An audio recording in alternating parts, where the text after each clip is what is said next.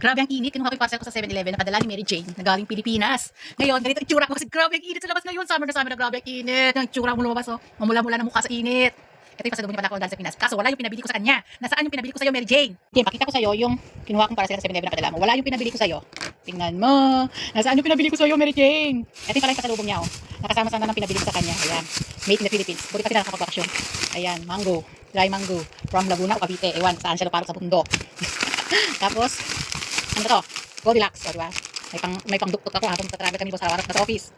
Tapos ano pa to? Ayan, may biskwit. Galing Laguna. Ano pa to?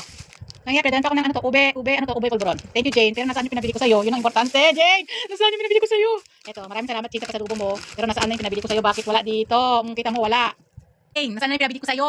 Grabe, layo pa naman 7-Eleven dito. 25 minutes na lalakarin ko pupunta doon. Tapos wala.